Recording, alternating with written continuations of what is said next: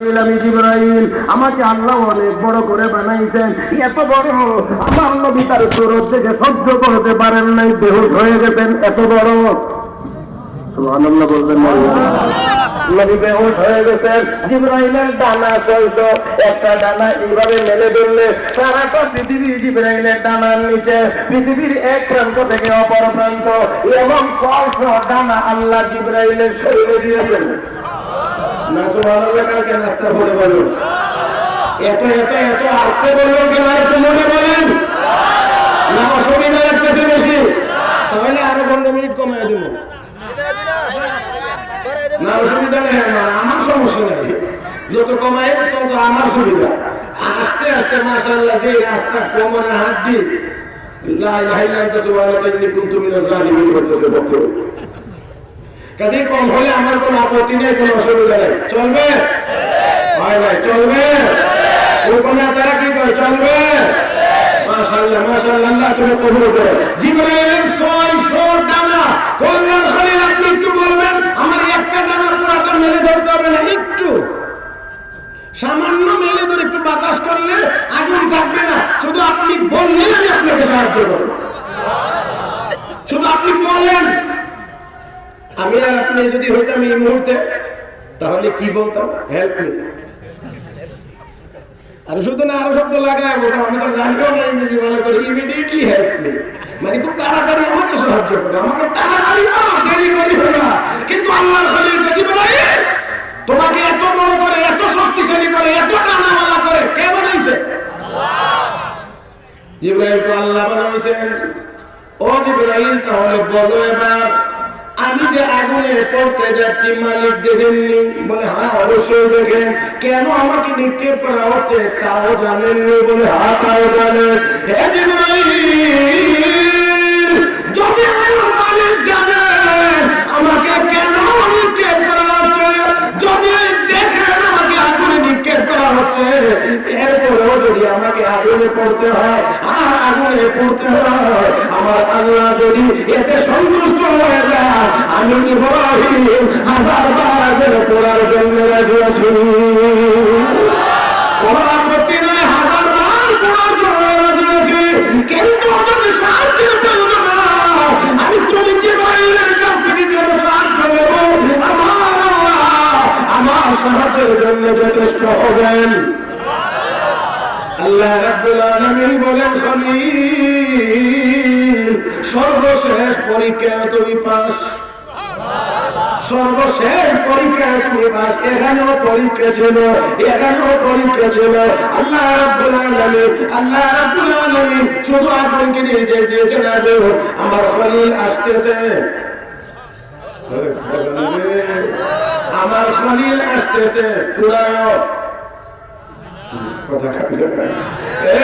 আমার খলিল আসতেছে পুরায় না, আমার খলিল আসতেছে মেহমানদারি করিও। জোরে কোন জোরে কোন জোরে। আমার খলিল আসতেছে আরামের ব্যবস্থা করিও। রশি পড়ে গেছে, ইব্রাহিম খলিল চলে না।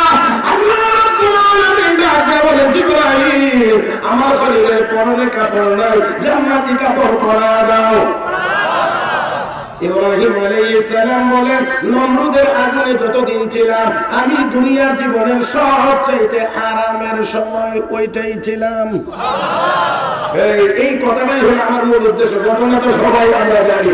আমার বন্ধুরা, ইব্রাহিম আলাইহিস সালাম বলেন, নমরুদের আগুনে যতদিন ছিলাম ততদিন আমি সবচেয়ে বেশি আরামে ছিলাম।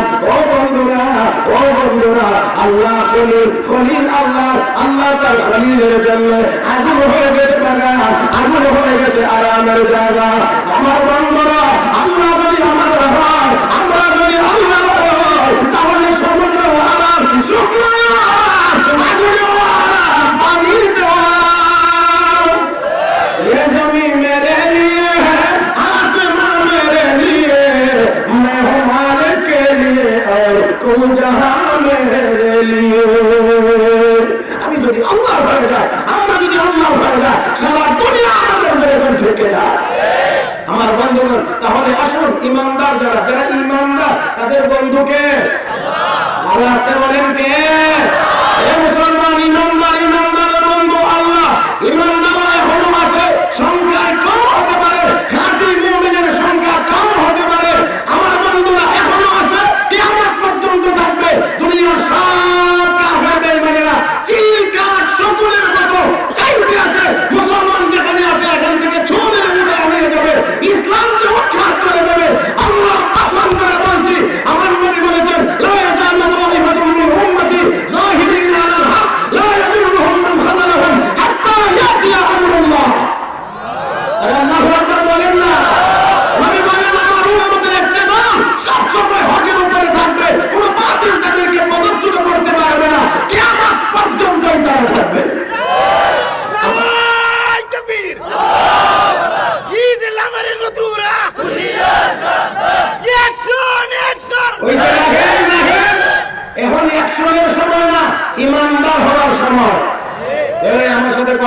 না হবে না?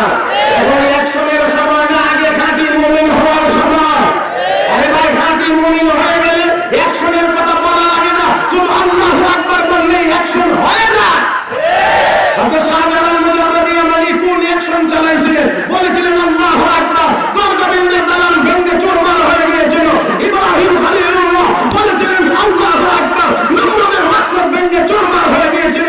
মুসা কালিমুল্লাহ বলেছিলেন আল্লাহু আকবার, ফিরআউনের তখত তাউদ ভেঙে চুরমার হয়ে গিয়েছিল। এখনো যদি পৃথিবীর 200 কোটি মুমিন পরিপূর্ণ মুমিন হয়ে আবার আল্লাহু আকবার বলতে পারি, আমার বিশ্বাস হয় আমেরিকার হোয়াইট হাউস ভেঙে চুরমার হয়ে যেতে পারে।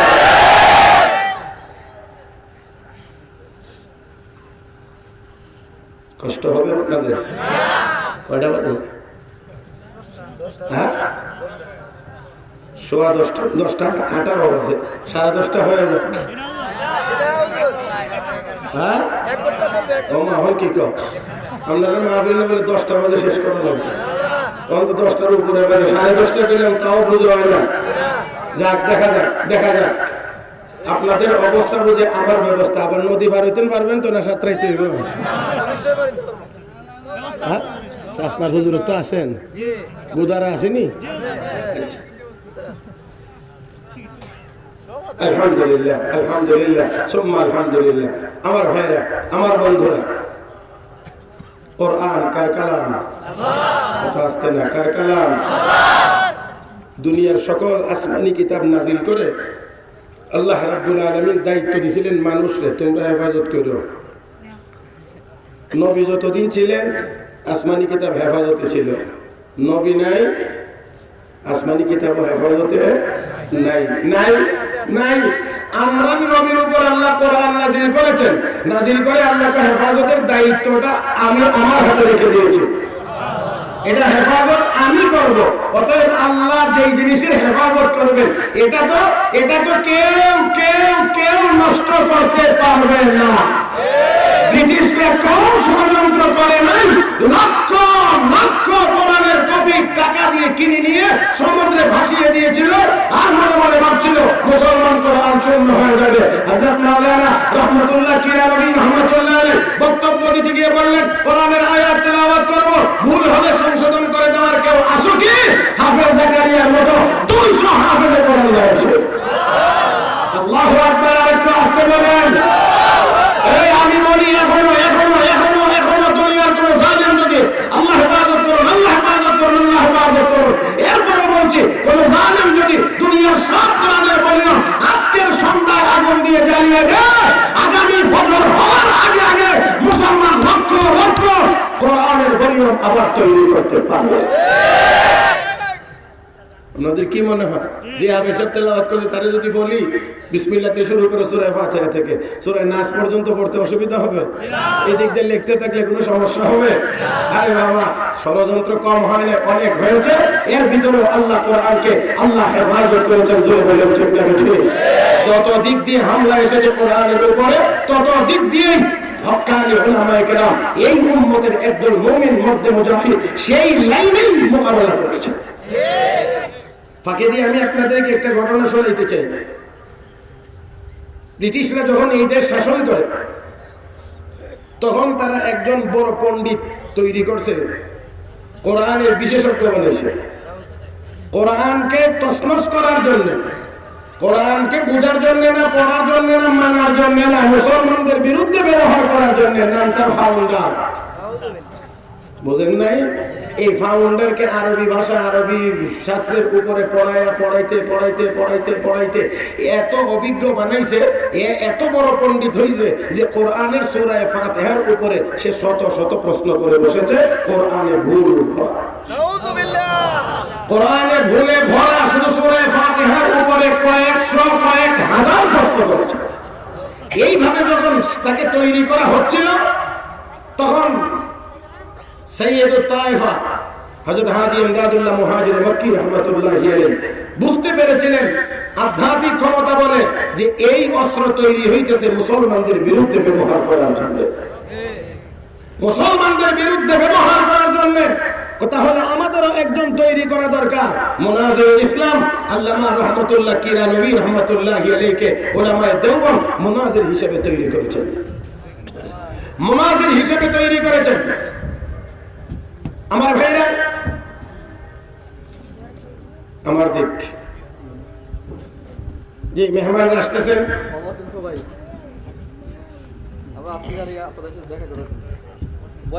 মাশাআল্লাহ।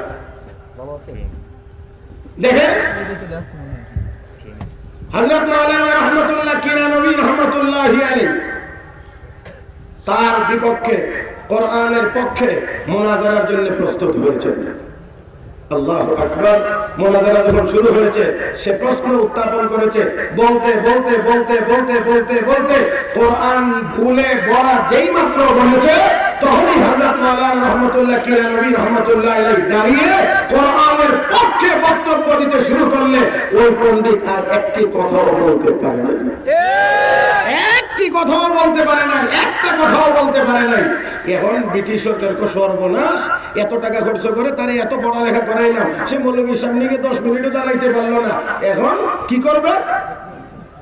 সে পরাজিত হয়েছে, শাস্তি দিলে তারে দিবে, কিন্তু দিয়ে বসছে কি মৌলবীও আন্ডার ভাই আন্ডার দুজনের ফাঁসিতে যাবে। তোরারটা ফাঁসে না, এই জন্য তোরারটারে তোরা ফাঁসিতে ঝুলাইবার কথা, মৌলবীর দোষ কি? আসল কথা হলো যে এত বড় যোগ্য, এত বড় মুনাজির যদি বেঁচে থাকে তাহলে তার সামনে কখনোই বাতিল মাথা ছাড়া দিয়ে করতে পারবে না। হযরত হাজী ইমদাদুল্লাহ মুহাজির মক্কি রাহমাতুল্লাহ আলাইহির কাছে সংবাদ গেলে উনি পরামর্শ দিলেন কোনোভাবেই ধরা দেওয়া যাবে না, গোপনে হিন্দুস্তান ছেড়ে দিয়ে সৌদি আরবে চলে আসো। উনি সৌদি আরব চলে গেলেন, আর ওই ফাউন্ডার চলে গেছে যাইতে যাইতে একেবারে তুরস্কে গিয়ে আস্তানা গাড়ছে। তখনকার তুরস্কের সুলতান ছিল সুলতান আব্দুল হামিদ খান। সুলতান আব্দুল হামিদ খানের সাথে গিয়ে তার সখ্যতা গড়ে উঠেছে, আর বলছে ভারতবর্ষে গিয়েছিলাম, আমার সাথে মুনাজারা করে কেউ পারে নাই, কোরআন ভুলে পড়া, অতএব এই কোরআন মুসলমানের সঠিক ঠিকানা নির্ধারণ করতে পারে না, কেউ যদি থাকে আমার সামনে এনে বসায় দেন। এখন তুরস্ক থেকে যেই মৌলবী দেওয়া হয় 15-20 মিনিটের বেশি আর টিকে না, বাস। শেষ পর্যন্ত সুলতান আব্দুল হামিদ খান অবাক হয়ে এখন দেখতে লাগলেন, হায় হায় সব অন্ধকার দেখা যায়, কোরআন কি তাহলে ভুলে পড়া? সৌদি আরবের সহযোগিতা চাইলেন, সৌদি বাদশার কাছে বললেন কোন মুজাহিদ থাকলে আমার কাছে পাঠিয়ে দেন। এই অবস্থা, কহা সৈনিক আছে। মাওলানা রহমাতুল্লাহ কিরানবী রহমাতুল্লাহ আলাইহিকে পাঠানো হয়েছে। সুলতান আব্দুল হামিদ খানের সাথে গিয়ে সাক্ষাৎ করে বলছেন, আমার নাম রহমাতুল্লাহ কিরানবী, তবে আপনি ওই ব্যক্তিটাকে আমার নাম বলবেন না, আগে আয়োজন করবেন, অনুষ্ঠানের জন্য জায়গা নির্ধারণ করবেন, তাকে বক্তব্য দেওয়ার কথা বলবেন, যখন সে বলবে কোরআনে ভুল পড়া তখন কি আমি তার সামনে হাজির হব।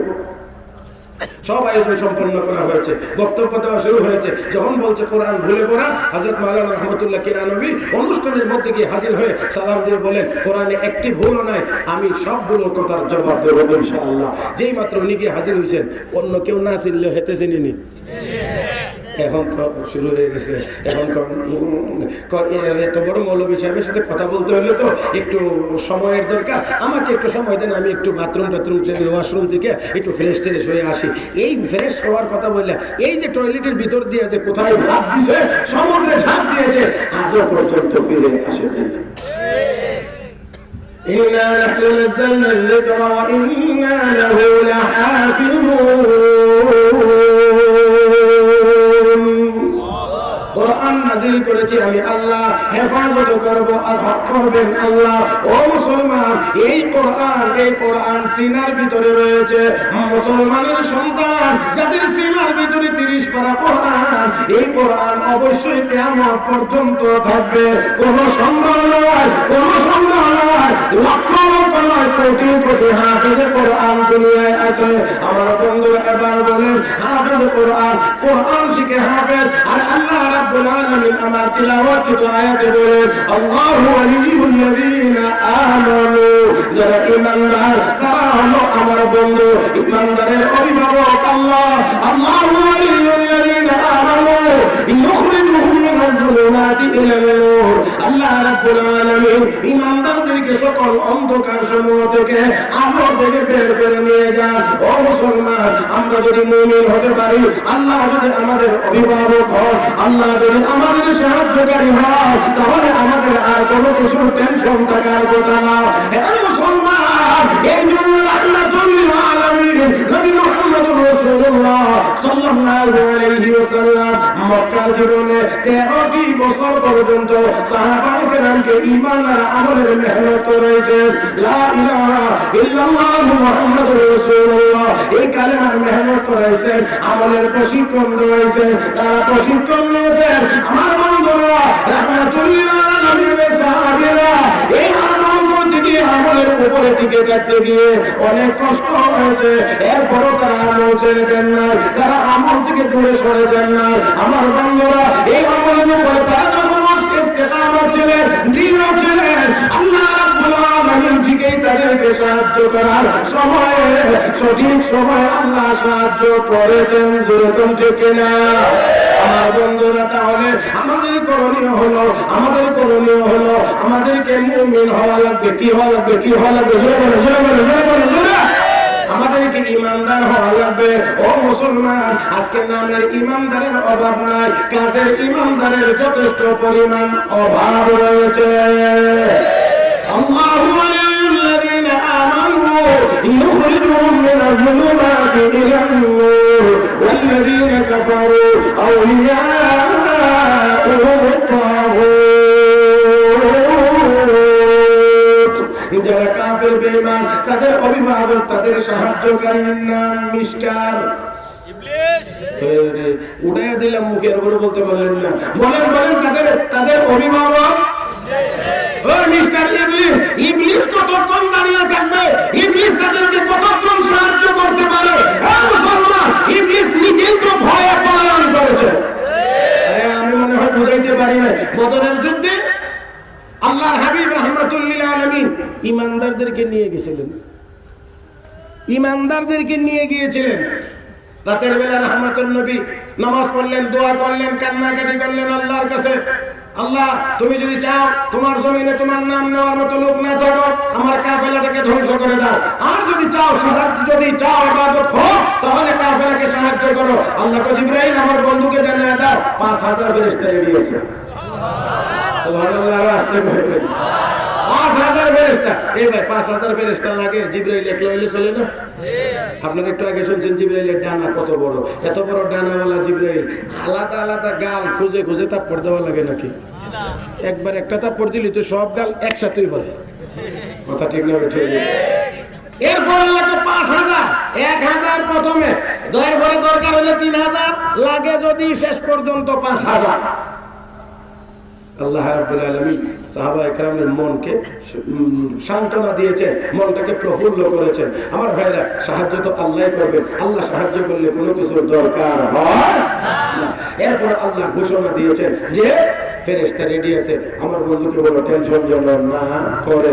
ফেরেশতার কাফেলা যখন নামা শুরু হয়ে গেছে, মিস্টার ইবলিস কাফেরদের পক্ষে তখন ওইখানে গিয়ে ভাষণ দিত, কারণ সে তো তাদের অভিভাবক। মিস্টার ইবলিস কো আজকে ছাড়াছাড়ি নাই, মাত্র 313 জন, তোমরা 1000-এর চাইতে বেশি, এদের কাছে কোনো অস্ত্র নাই, তোমাদের কাছে অস্ত্রের কোনো অভাব নাই, আজকে একটাকেও ফিরে যাইতে দেবে না, সবগুলোকে শেষ করে দাও। যখন ফেরেশতার কাফেলার নামা শুরু হইছে, নাকাসা আলা আকিবাইহি, মিস্টার ইবলিস পিছন দিকে ভাগে। এখন তার সাথী সঙ্গীরা জিগা, এখন যান কোথায়? আপনি যে এতক্ষণ গরম ভাষণ দিলেন, এখন কোথায় যান? ইন্নী আরা মা লা তারাউনা ইন্নী আখাফুল্লাহ রাব্বুল আলামিন। আমি যেই বাহিনী দেখতেছি এটা তো তোমরা দেখো না, অতএব মার খাইলে তোমরা খাও, আমি জানবে স্যার। এই ভাই, মিস্টার ইবলিস তাদেরকে ময়দানে রেখে ভাগছে। কাজেই ইবলিসের পক্ষে ইবলিসের দলকে টিকায় রাখা সম্ভব না। আমার আল্লাহ যদি সাহায্য করে, কিয়ামত পর্যন্ত হকের দল টিকে থাকবে। জোরে করে ঠিক কিনা? আল্লাহু ওয়ালিয়ুল্লাযীনা আমানু ইউখরিজুহুম মিনাজ যুলুমাতি ইলান নূর। ও মুসলমান, আল্লাহ রাব্বুল আলামিন বলেন আল্লাহ ইমানদারদের বন্ধু। ও মুসলমান, এখন তো ইমানদার হওয়াটা আমাদের জরুরি, ইমানদার হওয়া আমাদের জন্য জরুরি। নামে আব্দুর রহমান, নামে আব্দুর রহিম, নামে আব্দুল করিম, কিন্তু লক্ষ্য করলে দেখা যায় কাজ কাম এমন মাঝে মাঝে যেন আমাদের কাজকর্ম দেখে কাফের বেঈমানরা লজ্জা পায়। আরো জোরে বলেন, যারে আমরা কাফের হয়েও এই কাজ করতে পারি না যে কাজ মুসলমানেরা করতে পারে। মুহতারাম হাজরিন, তাই আসুন বলতে চাই, আজকের এই মাহফিলের শেষ মুহূর্তে আমাদের এখনের প্রয়োজন হলো খাঁটি মুমিন হিসেবে নিজেকে গড়ে তোলা। আমার বন্ধুগণ, এই জন্য যত জিনিস প্রয়োজন, কোরআন হাদিস তো অবশ্যই প্রয়োজন, সেই সাথে কোরআন হাদিস ওয়ালা কিছু আল্লাহওয়ালা মানুষও প্রয়োজন। জানি না আমি আপনাদেরকে বুঝাইতে পারছি কিনা। আমার ভাইয়েরা, আল্লাহওয়ালা নেককার মানুষ যারা, যারা আল্লাহর সাথে তাদের সম্পর্ক, এমন আল্লাহওয়ালাদের সোহবতে যাওয়া, তাদের সাথে সম্পর্ক রাখা এখন সময়ের দাবি। ওই আল্লাহওয়ালাদের কাছে গিয়ে গিয়ে এখান থেকে সবক এনে এনে আমাদের নিজেদেরকে খাঁটি মুমিন হিসাবে গড়ে তুলতে হবে। আল্লাহ আমাদের সবাইকে তৌফিক দান করুন। সবাই মহব্বতের সাথে বলি আমিন। আর একটু জোরে বলি আমিন। আমার ভাইয়েরা, আমি প্রায়ই বলি, দেখেন আল্লাহ রাব্বুল আলামিনের প্রিয় বান্দা যারা হয়ে গেছে, একটু খেয়াল করলে আপনারা দেখবেন হযরত আকদাস হযরত মাওলানা মুহাম্মদ আনোয়ার শাহ কাশ্মীরি রহমাতুল্লাহ আলাইহি দারুল উলুম দেওবন্দের এক উজ্জ্বল নক্ষত্র। দারুল উলুম দেওবন্দ থেকে পড়ালেখা করে যারা ইলম অর্জন করেছে, হাদিস শাস্ত্রে ইলমে হাদিসের মধ্যে আল্লামা আনোয়ার শাহ কাশ্মীরি রহমাতুল্লাহ আলাইহির মতো এত বড় বিজ্ঞ কোন মুহাদ্দিস তৈরি হয়নি। এত বড় আমি সময় নিয়ে আপনাদেরকে কষ্ট দেব না, সেই জন্য বলতে চাই না। আল্লাহ রাব্বুল আলামিন তাকে দিয়েছিলেন অগাধ স্মৃতিশক্তি, অকল্পনীয় মুখস্থ শক্তি, সেই সাথে কিতাব পড়ার এবং মোতালা করার এক অনন্য আগ্রহ আল্লাহ তার ভিতরে তৈরি করে দিয়েছিলেন। শুধু তা নয় আমার ভাইয়েরা, সেই ব্রিটিশ সময়ে, ব্রিটিশ আমলে ভাওয়ালপুরের এক আদালতে হযরত আকদাস হযরত আনোয়ার শাহ কাশ্মীরি রহমাতুল্লাহ আলাইহি জজের সামনে 3.5 ঘন্টা বক্তব্য দিয়েছিলেন, যার বক্তব্য শুনে জজ তার কলম নিক্ষেপ করে দিয়ে বলতে বাধ্য হয়েছিলেন যে এটা কি কোনো মানুষ নাকি কোনো ফেরেশতা বক্তব্য দিতেছে। ওনাকে দারুল উলুম দেওবন্দ থেকে পাঠানো হয়েছে মিশরের জামিউল আজহারে। সেখানে পাঠানো হয়েছিল এই জন্য, ওইখানে একটি দুর্লভ কিতাব আছে, এই কিতাবটা উনি পড়ে লিখে নিয়ে আসবেন। উনি গেলেন, পড়তে লাগলেন, লিখতে শুরু করলে লাইব্রেরির পক্ষ থেকে নিষেধ করা হয়েছে, আমাদের এখান থেকে কোনো কিতাব স্থানান্তরিত করা যায় না এবং লিখেও নেওয়া যায় না। পড়া যায় কিন্তু কোনোভাবেই নেওয়া যায় না। উনি মাস্টার কিতাবটা শুরু থেকে শেষ পর্যন্ত পড়ে চলে আসলেন, কিতাব আনতে পারলেন না, লিখেও আনতে পারলেন না। তখন দারুল উলুম দেওবন্দ থেকে সিদ্ধান্ত হয়েছে, যেহেতু আপনি কিতাব আনতে পারেন নাই, অতএব মিশর যাওয়া আসার যে খরচ লাগছে এটা দারুল উলুম দেওবন্দ বহন করবে না, আপনার বেতন থেকে মাসে মাসে কেটে নেওয়া হবে। হযরত আকদাস হযরত আনোয়ার শাহ কাশ্মীরি রহমাতুল্লাহ আলাইহি বলেন, টেনশন করেন না, আমি কিতাব লিখে দিতেছি। আল্লাহ সুবহানাল্লাহ, পরে কইবেন না, আমি কিতাব লিখে দিতে আছি। উনি সুন্দরভাবে কিতাব লিখে দপ্তরে নিয়ে জমা দিছে। দেওয়ার পরে এখন ঠিক আছে না নাই এটা কেমনে বুঝবে? এই জন্য এটার কপি করে মিশর জামিউল আজহারে পাঠানো হয়েছে। ওইখানে পাঠানোর পরে দেখা গেছে তাদের লাইব্রেরিতে যে কিতাব আল্লামা আনোয়ার শাহ কাশ্মীরি লিখে পাঠাইছেন, সেই কিতাব কতবার জামিউল আজহার থেকে পরে লিখে দেওয়া হয়েছে। ইমাম বুখারী রাহমাতুল্লাহি আলাইহির পরে এত মুখস্থ শক্তিওয়ালা কোন মানুষ আজ পর্যন্ত আমরা পাইনি। আর একটু জোরে কোন সুবহানাল্লাহ। আমার কাছে মনে হয় যে হযরত আবু হুরায়রা রাদিয়াল্লাহু তাআলা যোগ্য উত্তরসূরি, যোগ্য উত্তরসূরি। হযরত আবু হুরায়রা কথায় কথায় হাদিস বলতেন, শুধু হাদিস বলতেন। কেউ গিয়া একটু মনে মনে হতো এত হাদিস বলে সব কি আসলে হাদিস কিনা। খলিফা মারওয়ান ইবনুল হাকামের সময় খলিফা তাকে ডাকাইলেন, তার সিংহাসনের পিছনে 10 জন লিখক রাইটার বসায় রাখলেন যে আবু হুরায়রা যা বলে তোমরা সাথে সাথে নোট করো। আনলেন, অত্যন্ত তাজিম সহকারে ইজ্জতের সাথে বললেন, ইয়া সাহাবী রাসূলুল্লাহ হাদিসনা মিয়াতা হাদিস মিন আহাদিস রাসূলুল্লাহ সাল্লাল্লাহু আলাইহি ওয়াসাল্লাম। ওগো আল্লাহর নবীর সাহাবী, আপনি আমাদেরকে 100 হাদিস নবীর হাদিস শোনান। 100 হাদিস তিনি শোনাইলেন, পিছনে 10 জন মিলে হাদিস লিখে রেখেছে। সম্মান সহকারে বিদায় দিলেন। 1 বছর পরে 1 বছর হতে পারে না, নিশ্চয়ই লোকটা খাঁটি ধর্মের অনুসারী, ইসলাম ধর্ম হলো খাঁটি, এই জন্য কালেমা পড়ে মুসলমান হয়ে গেছি। আমার ভাইরা, আমার বন্ধুরা, বর্তমান যে সময়, এই সময়টা বড় নাজুক। আমি বলতে চাইছিলাম চিল কাক শকুনেরা সব জায়গায় চক্কর মারতেছে, মুসলমানকে কেমন করে গ্রাস করা যায়, মুসলমানকে কেমন করে শেষ করা যায়। এই সময়ে, এই কঠিন মুহূর্তে আজকে আমাদের প্রয়োজন হলো সাহাবায়ে কেরামের মতো ঈমান ওয়ালা হওয়া, ঈমান তৈরি করা, আমল সাহাবায়ে কেরামের কাছে তৈরি করা, তাহলে মোকাবেলা করা সম্ভব। আর না হয় কোনো কিছু দিয়ে সম্ভব না। ওরে মুসলমান, আজকে মুসলমান সংখ্যায় কম না, 200 কোটি মুসলমান, মুসলিম উম্মাহ পারমাণবিক শক্তি সম্পন্ন। কিন্তু এরপরও ইহুদি খ্রিস্টানরা মুসলমানদের মাথার উপর দিয়ে ছড়ি ঘোরায়। কথা বলে আমার ভাইয়েরা, এত মুসলমান থাকার পরেও কেন আমরা কিছুই করতে পারি না?